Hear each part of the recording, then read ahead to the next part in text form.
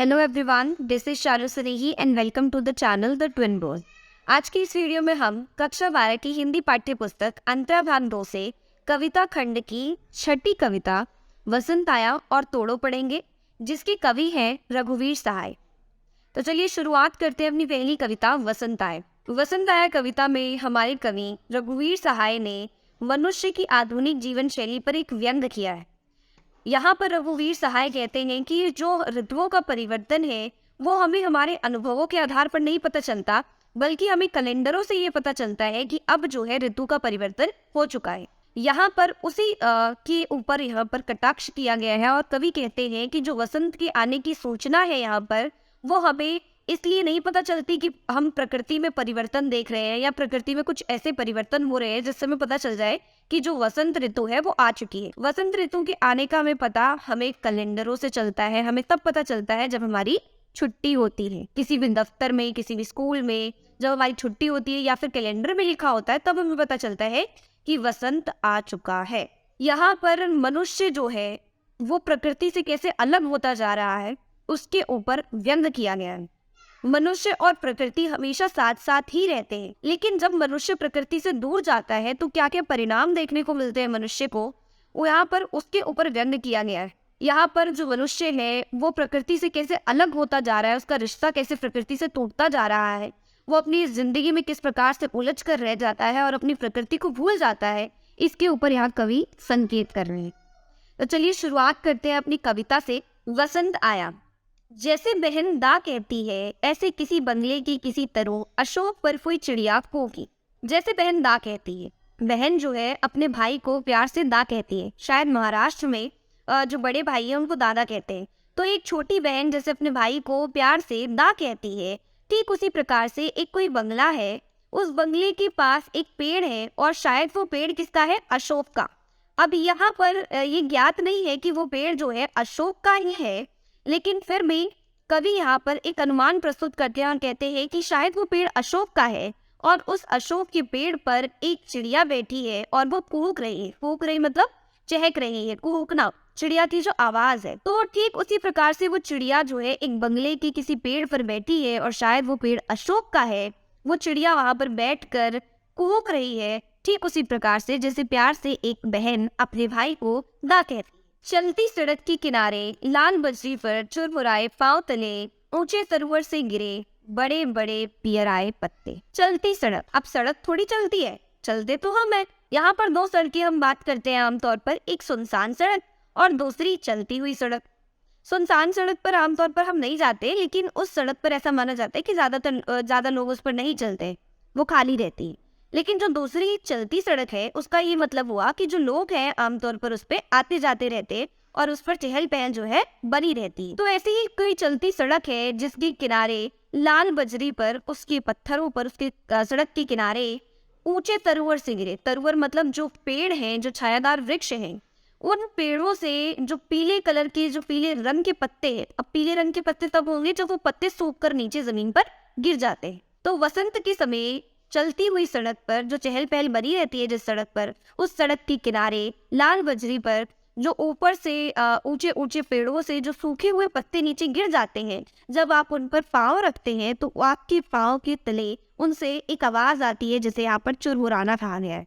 चुरमुराना मतलब एक जब सूखी पत्तों पर आवाज रखते हैं तो जिस प्रकार की आवाज आती है उसे यहाँ पर चुरमुराना कहा गया है, चरमराने की आवाज। कोई 6 बजे सुबह जैसे गर्म पानी से नहाई हो, खिली हुई हवा आई, फिरकी सी चली गई। यहाँ पर कोई 6 बजे है सुबह के और ऐसा लगता है मानो सुबह के 6 बजे जो हवा है वो गर्म पानी से नहाकर आई। ठंडियों में तो हम खुद नहाते नहीं हैं, लेकिन यहाँ पर जो वसंत आ गया है तो जो हवा है वो भी गर्म पानी से नहाकर आई है। ऐसा क्यों कहा है कि जो हवा है वो गर्म पानी से नहाकर आई है? ऐसा इसीलिए कहा है कि जब वसंत आता है तो हल्की सी जो आसपास का वातावरण है उसमें गर्माहट आ जाती है। तो ऐसा लगता है मानो जो हवा है वो भी गर्म पानी से नहाकर आई है। उस गर्मी का एहसास हमें हवा में होता है। और जो हवा है वो गर्म पानी से नहाकर आई है तो एकदम फ्रेश हवा है, ताज़ी हवा है। तो ऐसा लगता है वो खिली हुई हवा है और फिरकी सी आई थी वो और फिर वो चली गई। फिरकी होता है एक खिलौना होता है लकड़ी का जो गोल गोल जमीन पर घूमता है। जिसे चक्री भी कहते हैं हम सब लोग, तो अलग अलग भाषा में कहते हैं। खैर, जो चक्री है जिस प्रकार से गोल गोल घूमती है, ठीक उसी प्रकार से हवा भी ऐसी गर्मी से भरी हुई जो हवा है, हल्की गर्माहट से भरी हुई जो हवा है, वो खिली हुई आई एकदम, और फिर हल्की सी घूमकर वो वापस चल गई। ऐसे फुटपाथ पर चलते चलते चलते कल मैंने जाना कि वसंत आया। फुटपाथ पर कवि चल रहे हैं और कह रहे हैं कि ऐसे चलते हुए, फुटपाथ पर चलते हुए मुझे पता चला कि वसंत आ चुका है। ये सब परिवर्तन तब हो रहे हैं जब वसंत आ रहा है, और कवि को इसकी सूचना फुटपाथ पर चलते हुए मिल रही है। ये सब देखकर कोई 6 बजे सुबह जैसे गर्म पानी से नहाई हो, खिली हुई आई और फिर किसी आई चली गई। इस पंक्ति में क्या निहितार्थ स्पष्ट है? इसमें यही निहितार्थ जो है, निहित भाव ये है कि जो हवा है वसंत के आने पर उसमें हल्की गर्माहट का अनुभव हम करते हैं। क्योंकि वसंत आ चुका है, सर्दी का जो मौसम है वो धीरे धीरे अब समाप्त तो होगा, तो इसलिए हवा में हल्का जो गर्मी है वो हमें दिखाई देती है, और हवा में हल्की ताजगी भी दिखाई देती है, और वो गोल गोल घूमती हुई हवा जो है आती है, और सुबह ऐसा लगता है मानो वो गर्म पानी से नहाई हुई आई हो और फिर चली गई। गर्म पानी से नहाने का यहाँ पर जो भाव है वो यही है कि जो हवा है उसमें एक हल्की सी गर्माहट जो है उसका अनुभव हम वसंत आने पर करते हैं। और यह कैलेंडर से मालूम था, अमोक दिन अमोक वार, मदन महीने की होवेगी पंचमी। यहाँ पर जो कवि है वो ये व्यंग यहाँ पर अब करते हैं कि जो वसंत के आने की ये सब सूचना थी, ये मुझे कैसे मालूम होती है? ये मुझे कैलेंडर से मालूम होती है। और सिर्फ उन्हें ही नहीं, मनुष्य जो हम है, मानव जो है, आज का जो आधुनिक मानव है, वो यही करता है। हमें आजकल वसंत ऋतु या फिर कोई भी ऋतु का परिवर्तन जो है वो कैलेंडरों से पता चलता है। कैलेंडर में तिथियों के हिसाब से हम ये समझते हैं कि आज कौन सा तिथि या आज कौन सी अब कौन सी ऋतु है। ऋतुओं के जो आगमन की सूचना है वो हमें कैलेंडर से मिलती है, क्योंकि हम प्रकृति से जो है अपने आप को काट चुके हैं। तो कवि यहाँ पर कह रहे हैं कि कैलेंडर से मुझे ये मालूम होता है कि वसंत जो है अब आ चुका है। अमोक दिन अमोक वार, मदन महीना। मदन महीना मतलब कामदेव जो है, सौंदर्य के जो देवता है, कामदेव का महीना मतलब वसंत महीना। वसंत महीने में जो पंचमी है वो एक निश्चित दिन और एक निश्चित वार को होती है। ये मुझे कैसे मालूम हुआ कि वसंत के महीने की जो पंचमी है यानी वसंत पंचमी, वो एक निश्चित दिन और एक निश्चित वार को है? ये मुझे कैलेंडर से पता चला कि फलाना दिन और फलाना वार को वसंत पंचमी है। ये मुझे कैलेंडर से ही पता चला। और मुझे इसका प्रमाण क्या मिला कि मुझे कैसे पता चला कि आज एकदम ही, ये प्रमाण है मेरे पास, ठोस प्रमाण है कि आज ही वसंत पंचमी है।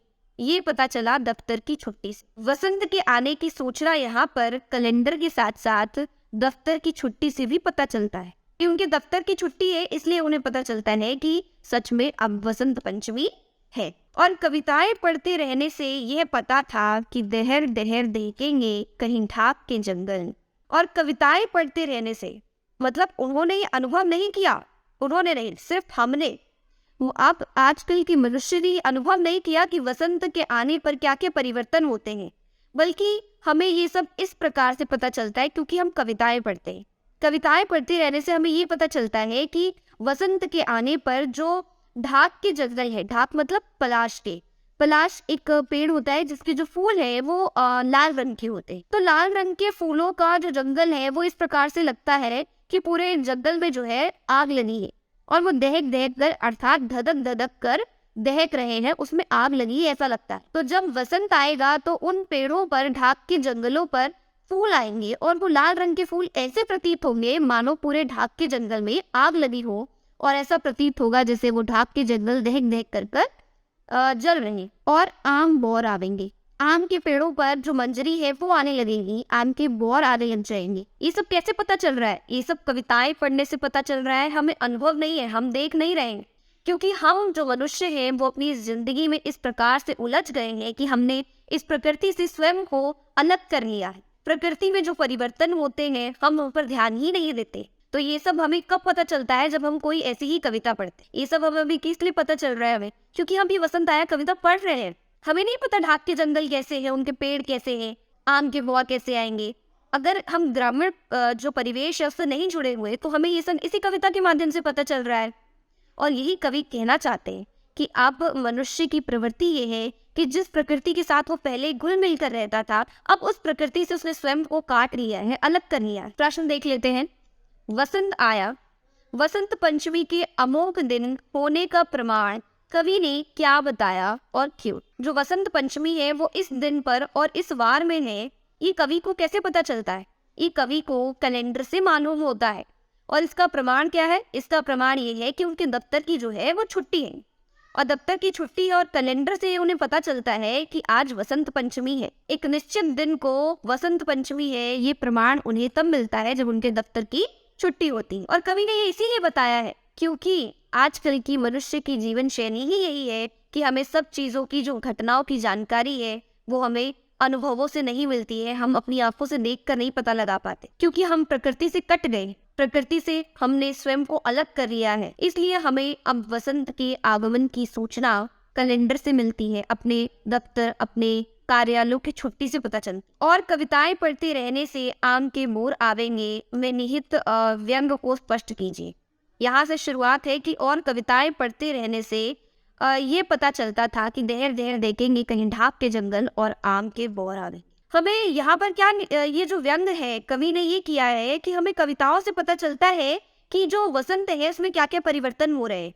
परिवर्तन ये हो रहे हैं कि जो ढाक के जंगल है वो ऐसा लगता है मानो आग से धधक कर जल रहे हैं, और जो आम की बोर है वो आ गए हैं। एक कविताओं से पता चलता है, क्योंकि हमने ये अनुभव ही नहीं किया कभी, क्योंकि हमने प्रकृति को स्वयं को जोड़ा ही नहीं, हम प्रकृति से कट चुके हैं। यही व्यंग है इसमें कि हम इस जिंदगी में इतना उलझ कर रह गए हैं, अपनी इस भागदौड़ की जिंदगी में हम सिर्फ दौड़ते ही रहते हैं, हम प्रकृति को हम अनुभव ही नहीं कर पाते, प्रकृति की महत्वता को हम जान ही नहीं पाए। यही व्यंग यहाँ पर है कि हमें अब जो भी ये महत्वपूर्ण जानकारियां हैं प्रकृति से जुड़ी हुई, ये हमें कविताएं को, जो कविताएं हैं उनके पढ़ते रहने से पता चलती है, अपने अनुभवों से नहीं पता चलती। वसंत आगमन की जो सूचना है कवि को कैसे मिलती है? वसंत आगमन की सूचना कवि को कैलेंडर से पता चलती है, और कविताएं पढ़ते रहने से उन्हें ये पता चलता है कि वसंत में ये सब चीजें होती हैं, कि ढाक के जंगल जो है उनमें फूल आते हैं और आम के बौर आ जाते हैं। ये सब उन्हें सूचनाएं जो है कैलेंडर से पता चलती है, और इसका प्रमाण उन्हें उनके दफ्तर की छुट्टी होने से पता चलती है। अनुभवों से नहीं चलता पता, कैलेंडर से पता चलता है। ये व्यंग है यहाँ पर। रंग रस गंध से लदे फदे, दूर के विदेश के वे नंदनवन होंगे यशस्वी। मधु पीक घोर आदि अपना अपना कृतित्व अभ्यास करके दिखावेंगे। यहाँ पर कवि कहते हैं कि जो कविताएं पढ़ते रहने से हमें क्या क्या पता चलता है कि जो ढाक के जंगल है, ढाक के जंगल जो है वो दहक दहक कर दहकते हैं, जलते ऐसा लगता है, क्योंकि उन पर लाल रंग के जो फूल हैं वो वसंत में आ जाते, जो आम की जो बोर है वो वसंत में आते हैं, और जो नंदन वन है अर्थात जो आनंददायी वन है, जो इंद्र का उद्यान है, जो जंगल है, वो ऐसे यशस्वी हो जाते हैं, कीर्तिमान हो जाते हैं, क्योंकि उन पर रस यानी कि जो मिठास है उससे भरे हुए, खुशबू से भरे हुए और विभिन्न रंगों से सुशोभित जो फल और फूल है वो आ जाते हैं। और जब एक पेड़ पर फल फूल ये सब आ जाते हैं तो ऐसा लगता है मानो वो जो वन है, वो जो पेड़ है वो यशस्वी हो गए हो, उनमें कीर्ति आ गई, वो देखने में अत्यधिक सुंदर लगते हैं। और विदेश के ये सब जो वन है वो यशस्वी प्रतीत होते हैं कब वो कीर्तिमान लगते हैं? जब वसंत आ जाता है। और ये भी सूचना हमें कब पता चलती है? जब हम कविताएं पढ़ते रहने से हमें पता चलता है कि जो नंदन वन है, जो ये आनंददायी वन है, ये फल फूल से लदे हुए सुशोभित यशस्वी प्रतीत होते हैं। और कविताएं पढ़ते रहने से हमें क्या पता चलता है कि जो मधुमस्त पीक है, मधुमस्त मतलब मस्ती में जो रस पीकर चोर जो पीक है, जो कोयल जो भंवरे है, जो भंवरे जो फूल का रस पीकर जो मस्ती में चोर है, वो अपना अपना कृतित्व दिखाते हैं। पीक मतलब कोयल और भौर मतलब भंवरे। जो कोयल है वो अपना कृतित्व क्या दिखाएगी? वो अपना क्या कार्य है जो करती है? कोयल की क्या विशेषता है?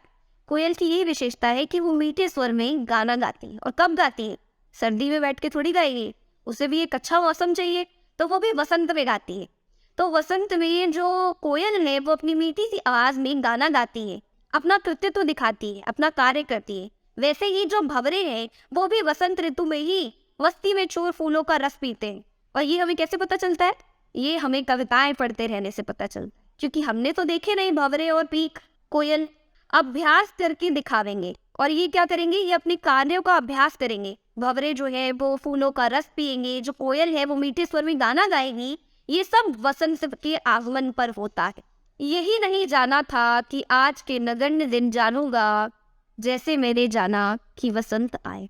नगण्य मतलब तुच्छ, जिसकी गिनती करने योग्य न हो, मतलब बहुत ही लो क्वालिटी। तो यहाँ पर कवि कहते हैं कि मैंने कभी नहीं जाना था, मैंने कभी नहीं सोचा था कि आज के इस तुच्छ दिन पर मैं ये समझूंगा कि आज वसंत आ चुका है। ये तुच्छ दिन क्यों है? क्योंकि मनुष्य पर यहाँ पर फिर से व्यंग किया गया है कि आज ये जो दिन है, जो ये आधुनिकता का समाहार हो गया है मनुष्य के जीवन में, कि मनुष्य के मशीनीकरण ने मनुष्य को प्रकृति से अलग कर दिया है। इस नगण्य दिन पर ये मैंने जाना कि वसंत आया। प्रकृति के आगमन की सूचना मुझे इस दिन पर हो रही है जब मनुष्य जो है अपनी प्रकृति से ही अलग हो गया है, और तब मुझे पता चला कि वसंत जो है आ चुका है। प्रश्न देख लेते हैं। प्रकृति मनुष्य की सहचरी है। सहचरी मतलब हमेशा उसके साथ रहने वाली। इस विषय पर विचार करते हुए आज के संदर्भ में इस कथन की वास्तविकता पर प्रकाश डालें। ये वास्तविक कथन है कि जो मनुष्य है वो अपनी प्रकृति से जुड़ा हुआ है, और जब मनुष्य अपनी प्रकृति से अलग होगा तब मनुष्य को उस प्रकृति का प्रकोप झेलना पड़ेगा। अगर हमने प्रकृति को हानि पहुंचाई तो प्रकृति का जो प्रकोप है वो हमें ही देखना पड़ेगा। फिलहाल अभी जो कोविड-19 चल रहा था वो इसी का कारण था, और जब कोविड-19 के दौरान लॉकडाउन जो था हुआ, उसमें जब मनुष्य जो है प्रकृति से थोड़ा सा अलग रहने की कोशिश की, जो ये मशीनीकरण है ये बंद हुआ, तो प्रकृति ने एक अपना अलग ही जो कीर्ति है वो दिखाई। ये तब होता है जब मनुष्य जो है प्रकृति के साथ सहचर होकर रहता है, अच्छे से रहता है, घुल मिलकर जुड़ाव महसूस करके रहता है, ना कि मशीनीकरण से प्रकृति को ही भूल जाता। जब मनुष्य प्रकृति को ही भूल जाएगा तो मनुष्य प्रकृति के लिए ही बना, मनुष्य जो है अपनी प्रकृति से ही मनुष्य बना है, और मनुष्य से ही प्रकृति बनती है। दोनों एक दूसरे के सहचरी हैं, दोनों एक दूसरे की पूर्ति करते हैं, और ये बहुत ही महत्वपूर्ण है कि एक दूसरे को ये हमेशा एक दूसरे के साथ ही रहे। दूसरा प्रश्न है, वसंत आया कविता में कवि की क्या चिंता है? कवि की यहाँ पर यही चिंता है, इसका प्रतिपाद्य हमें लिखना है। कवि की क्या चिंता है इस वसंत आया कविता को लेकर? पूरे कविता में कवि जो है व्यंग करते हैं कि जो मनुष्य है उसका रिश्ता जो है अपनी प्रकृति से वो टूट गया है। मनुष्य ने मशीनीकरण के दौर में स्वयं को इस प्रकृति से अलग कर लिया है, लेकिन ऐसा नहीं होना चाहिए। कवि की यही चिंता है कि वसंत के आगमन की सूचना हमें हमारे अनुभवों से होनी चाहिए, ना कि कैलेंडर से।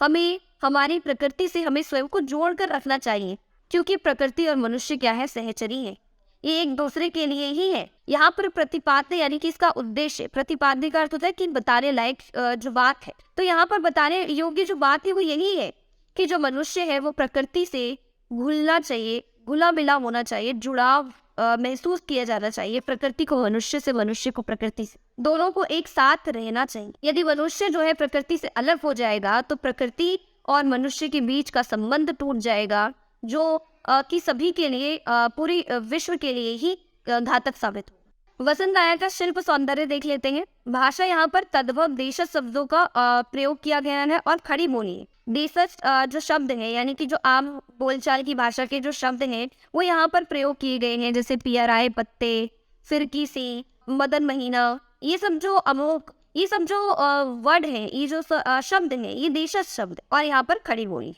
तत् यहाँ पर मुक्तक छंद है। लक्षणा शब्द शक्ति है। विभिन्न लक्षणों के माध्यम से यहाँ पर कवि ने व्यंग प्रस्तुत किया है। यहाँ पर शब्द शक्ति में यहाँ पर आप व्यंजना शब्द शक्ति भी डालेंगे। अनुप्रास अलंकार किस किस में है? यहाँ पर अनुप्रास अलंकार है पियराए पत्ते, के किसी, हुई हवा और रस रंग। यहाँ पर एक वर्ण की जो है आवृत्ति हुई है।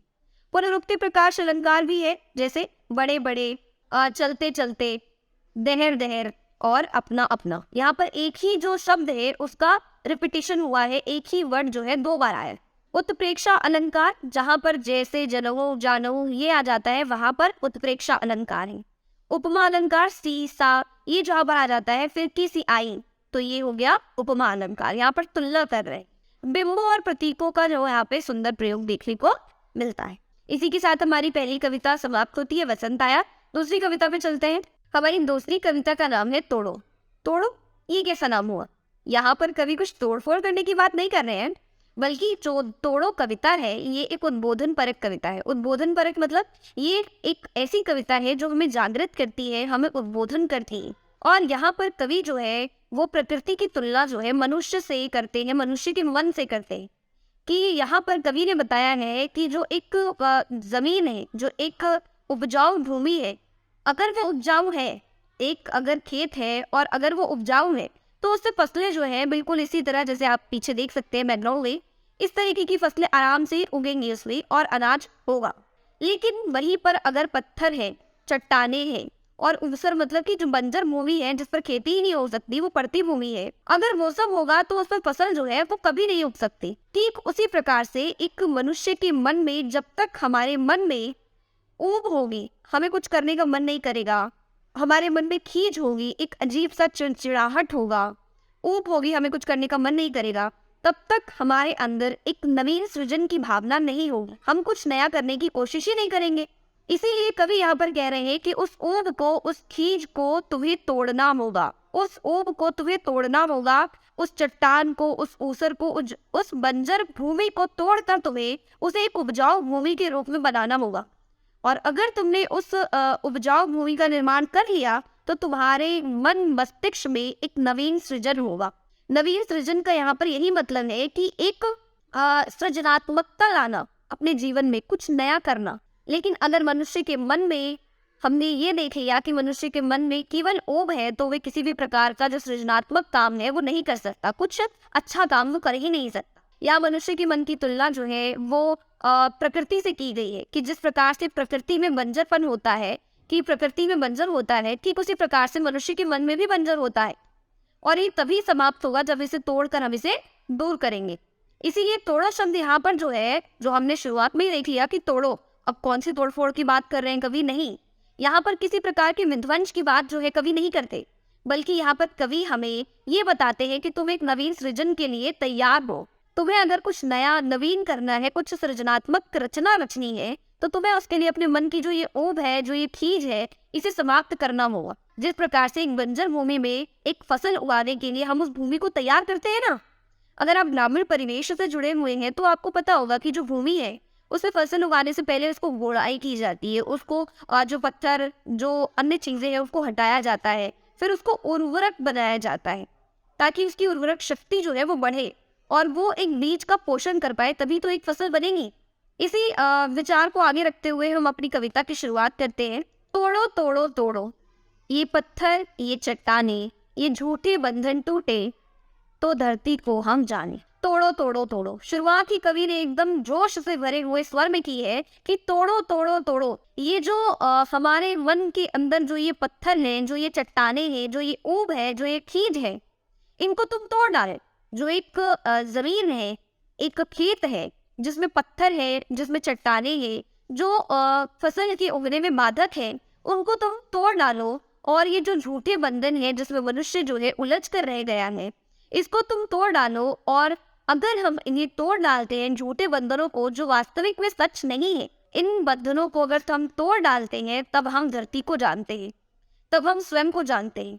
और अगर एक बार हमने ये जो पत्थर, ये जो चट्टाने हैं, ये सब हमने उस खेत से हटा दिए, तो हम आसानी से उस फसल को उगा सकते हैं। ठीक उसी प्रकार से एक मन में जो हमारे जो ऊब है, जो निराशा है, नीरसता जो है, अरुचि है, हम किसी काम में हमारा करने का मन नहीं लग रहा है, रुचि नहीं है, खींच है, एक अजीब सा चिड़चिड़ाहटपन है, जब वो ये समाप्त होगा, जब ये हम तोड़ डालेंगे, तभी हम एक नवीन सृजन कर पाएंगे। हम धरती को, हम अपने को, स्वयं को जान पाएंगे। सुनते हैं मिट्टी में रस है जिससे उगती दूब है। दूब मतलब एक घास, विशेष प्रकार की जो दूब होती है जिसे घास कहते हैं। तो मिट्टी में क्या है? एक रस है। उस रस का क्या मतलब है? मिट्टी में एक उर्वरक शक्ति होती है, उर्वरा शक्ति, जिसकी वजह से जो पौधे हैं, जो फसलें हैं, वो अपना पोषण मिट्टी से ग्रहण करती है। जड़ें जो होती है मिट्टी से ही सारी मिनरल्स देती है, जिसकी वजह से एक जो पेड़ है वो खड़ा हो पाता है। तो दूब जो है वो कब उगती है? जब वो अपनी मिट्टी से, उसकी मिट्टी से वो पोषण लेती है। अगर मिट्टी में मान लो पोषण ही नहीं है, मिट्टी जो है वो पूरी तरीके से खत्म हो चुकी है, उसमें पत्थर ही पत्थर है, उसमें कोई रस ही नहीं है, कोई मिनरल ही नहीं है, तो एक दूब जो है नहीं उग पाएगी। ठीक उसी प्रकार अगर मन में हमारे ऊब खींच है, रस ही नहीं है, तो हमारे मन में कोई नया विचार कैसे आएगा? हम कुछ करने में रुचि ही नहीं लेंगे, हमारे अपने मन के मैदानों में व्यापी कैसी। ये जो ऊब है हमारे मन में कुछ ना करने की, जो ये अरुचि है, ये हमारे मन में कब आती है? ये जब भी आती है हमारे मन के मैदानों में। मन के मैदानों में नहीं, जो मन रूपी मैदान है, जिस प्रकार से मैदानों में जो ऊब है, जो पत्थर, ये चट्टाने, ये जब आ जाते हैं तो उस प्रकार से एक फसल नहीं उग पाती है। ठीक उसी प्रकार मन में यदि ये ऊब आ गई, जिसकी यहाँ पर चर्चा की गई है, जिक्र हुआ है, ये अगर अरुचि निरस्ता हमारे मन में आ गई तो हमारे मन जो है, हमारे मन में एक सृजनात्मक क्षमता जो है वो नहीं आ पाएगी। आधे आधे गाने, आधे आधे गाने का क्या अर्थ है? यानी कि अगर हमारे मन में अरुचि है, ऊब है, खींच है, तो हम कोई भी काम पूरी तरीके से नहीं कर पाएंगे। हम सब कुछ अरुचि से करेंगे तो हम आधा अधूरा ही कर पाएंगे। आपने आधे अधूरे मन से काम करना, वही आधे आधे गाने। महत्वपूर्ण प्रश्नोत्तर देख लेते हैं। पत्थर और चट्टान शब्द किसके प्रतीक है? यहाँ पर जो पत्थर और चट्टान है वो उन अवरोधों के प्रतीक है जो एक सृजनात्मक मन में बाधक बनते हैं। एक सृजनात्मक मन के लिए जो वस्तुएं बाधक बनती हैं, जैसे उस जो ऊब है और जो खीज है, ये हमारे मन में हमारे सृजनात्मक क्षमता में एक बाधक बनती है। ठीक उसी प्रकार से जिस प्रकार से पत्थर और चट्टान जो है वो खेतों के फसल के लिए, फसल उगाने के लिए बाधक बनती, तो यहाँ पर ये उन वस्तुओं का प्रतीक आई है, उन अवरोधों का प्रतीक बनकर आई है जो एक सृजनात्मक मन के लिए बाधक होती है। दूसरा प्रश्न देख लेते हैं। आधे आधे गाने के माध्यम से कवि क्या कहना चाहते हैं? यहाँ पर कवि जो है आधे आधे गाने के माध्यम से ये कहना चाहते हैं कि जब हम कोई काम अरुचि के साथ करते हैं, ऊब या खींच में करते हैं, तो हम वो आधे अधूरे मन से करते हैं। जिस प्रकार से जो आधे आधे गाने हैं वो हमें अपूर्णता का भाव देते हैं, अरुचि का भाव देते हैं, उसमें नीरसता होती है, उसमें रस ही नहीं होता है। आधे आधे गाने में क्या रस होगा? ठीक उसी प्रकार से अगर हम कोई काम आधे अधूरे मन से करते हैं तो वो कभी भी पूर्ण अच्छी तरीके से नहीं होता है, उसमें रस नहीं होता है। तीसरा प्रश्न है, ये झूठे बंधन टूटे तो धरती को हम जाने, ये झूठे बंधन और धरती को जानने से क्या अभिप्राय? यहाँ पर जो झूठे बंधन है वो यही ऊब और खीज है, जिससे जकड़ कर जो मनुष्य है वो इतना उलझ जाता है कि वो सृजनात्मक अपनी क्षमता को ही भूल जाता है, उसके अंदर सृजनात्मक क्षमता उत्पन्न ही नहीं हो पाती है। तो इन सारे झूठे बंधनों को, जो ये अवरोध है, जो ये एक सृजनात्मक मन के लिए जो ये अवरोध है, इन झूठे बंधनों को जब हम तोड़ देंगे और हम धरती को जानेंगे, धरती को जानने का अर्थ है कि मतलब स्वयं को जानेंगे, तब हमें पता चलेगा कि धरती की वास्तविकता क्या है। धरती की क्या वास्तविकता है कि धरती में इतनी जो उर्वरक शक्ति है वो असीम है। अगर हम धरती को जान लेंगे, उसकी उर्वरा शक्ति को जानेंगे, तो हम फसलों का अच्छे से उत्पादन कर सकते हैं, फसलों को उगा सकते हैं। वैसे ही यदि हम इन झूठे बंधनों से मुक्त हो जाते हैं, इन अवरोधों से मुक्त हो जाते हैं, खीज और ऊब को दूर कर लेते हैं, तो हम भी उस अपनी सृजनात्मक क्षमता को जान पाते हैं। तोड़ो तोड़ो तोड़ो, ये ऊसर बंजर तोड़ो, ये चरती पड़ती तोड़ो, ये खेत सब खेत बनाकर छोड़ो। ये जो फिर से कवि कहते हैं कि तोड़ो तोड़ो तोड़ो, यहाँ पर इस शब्द का प्रयोग जो है 3 बार किया है कवि ने। इसका यही मतलब है कि जो कवि है वो यहाँ पर तोड़ो के ऊपर बल देना चाहते हैं, और कवि कहते हैं कि ये सब तोड़ दो। क्या तोड़ दो? ये ऊसर और ये बंजर। ऊसर और बंजर ऐसी भूमियां हैं जो अनुपजाऊ होती हैं, इनमें उपजाऊपन ही नहीं होता, तो इसीलिए इसमें कोई फसल भी नहीं उग पाती है। चरती पड़ती तोड़ो, ये जो अनुपजाऊ भूमि है, जो ये चरती पड़ती है, जो चारागाह के लिए, पशुओं के लिए छोड़ दी जाती है लंबे समय तक, तो वहां पर क्या होता है, लंबे समय तक जब एक भूमि को पशुओं को खाने के लिए छोड़ दी जाती है कि वो उसमें से खाएंगे अपना जो भी खाद फूस है, तो उससे क्या होता है, लंबे समय तक जब भूमि छोड़ दी जाती है तो उसकी उपजाऊ शक्ति जो है वो खत्म हो जाती है। ठीक उसी प्रकार से लंबे समय तक ये जब सब चीज छोड़ दी जाती है, ऊसर बंजर है या उपजाऊ भूमि जो है, जब इन्हें हम तोड़ देंगे, इन्हें समाप्त कर देंगे और जब इन्हें हम खेत बना देंगे, एक प्रॉपर खेत जो होगा, खेत क्या है, जिसमें उर्वरक क्षमता है, जो जिसके अंदर पोषण करने की क्षमता है, फसलों को पोषित करने की क्षमता है। एक खेत जब बनेगा, जब इन पड़ती भूमि को, जब हम इस अनुपजाऊ भूमि को समाप्त कर देंगे, इनको तोड़ देंगे, और जब हम एक अच्छा खेत बनाएंगे जिसमें खेत में उर्वरक क्षमता होगी, पोषण करने की क्षमता होगी, तभी एक जो बीज है वो एक पोषण से भरकर एक बीज जो है फसल के रूप में आगे आएगा। वैसे ही हमारे मन में जो भी ओब या खीज है। जब हम इस झुंझलाहट को समाप्त कर देंगे तभी हम सृजनात्मकता को जन्म देंगे। मिट्टी में रस होगा जब वह पोसेगी बीज को।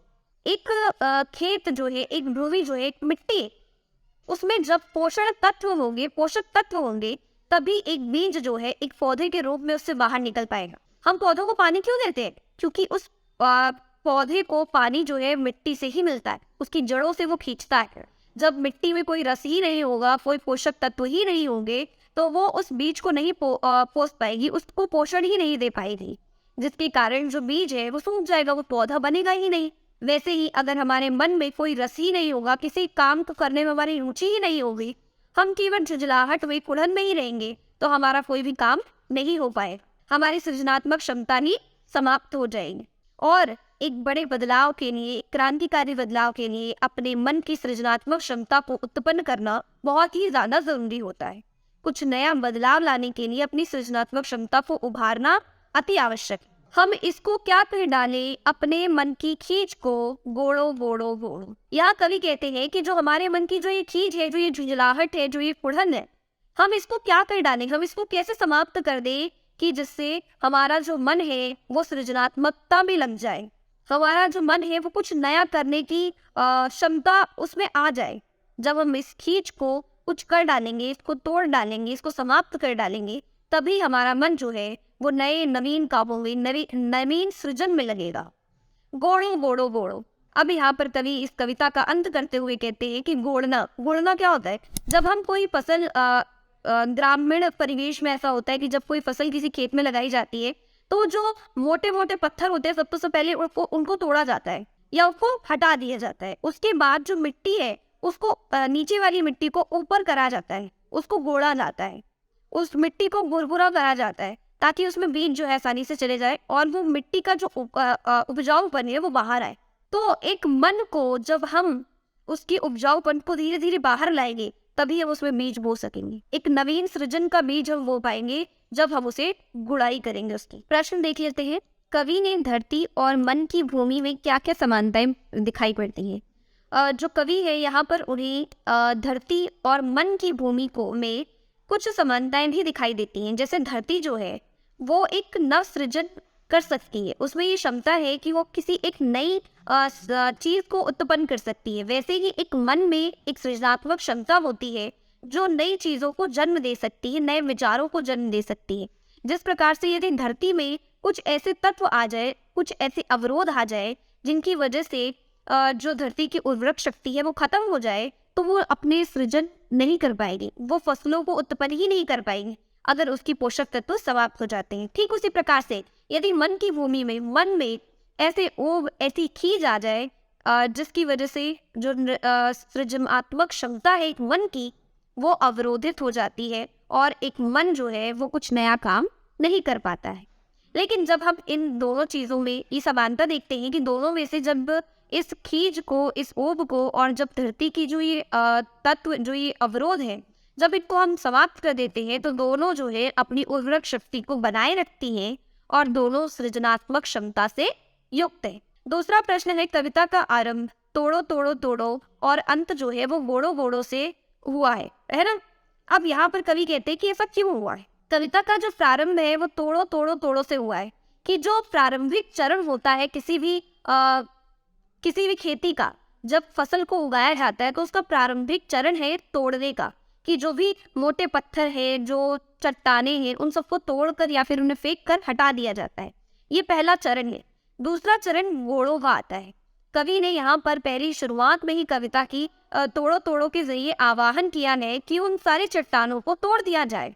फिर आगे वो कहते हैं कि अब जब हमने ये सारे चट्टान और पत्थर तोड़ दिए हैं तो अब बोड़ने का समय आता है, जब जो मिट्टी है उसकी उर्वरक क्षमता को हम नीचे से ऊपर लेकर आएंगे। उसमें जो मिट्टी है उसको खोद कर हम उसके पोषक तत्वों को नीचे से ऊपर लेकर आएंगे और फिर अब हम उसमें बीज डालेंगे। बीज डालने से पहले की प्रक्रिया वो है गुड़ना। तो हमने तोड़ने का काम कर दिया है, अब बस हमें उसे गुड़ाई करके उसमें बीज डालनी। तो इसलिए कवि ने प्रारंभिक चरण से लेकर थोड़ा एक कदम आगे बढ़ते हुए गोड़ों से अंत किया है कि अब इसमें बस बीज डालना जो है वो बाकी रह गया है। एक मन में जो ये ऊब और खींच थी, अब हम इसको बस समाप्त ही करने वाले। इसी के साथ हमारा ये पार्ट भी खत्म होता है। अब इसके शिल्प सौंदर्य पर चर्चा कर लेते हैं। कविता जो है तोड़ो, यहाँ की भाषा शैली तद्भव देशज शब्दों से भरी हुई है, जैसे गोड़ो, ऊसर, बंजर, चरती पड़ती। ये जो शब्द हैं ये सब खड़ी बोली और देशज शब्द है। मुक्तक छंद है, ओज गुण है, वीरता से बड़ा हुआ है। शुरुआत से ही कवि जो है वो तोड़ो तोड़ो तोड़ो से इसकी शुरुआत करते हैं। तो ये जो ओज गुण है, वीर रस जो यहाँ पर देखने को मिलता है। अनुप्रास अलंकार है मन के मैदानों में, और ऊसर, बंजर, चरती पड़ती और क्या कर में। इसके साथ ही पुनरुक्ति प्रकाश अलंकार है, तोड़ो तोड़ो तोड़ो और गोड़ो गोड़ो गोड़ो है।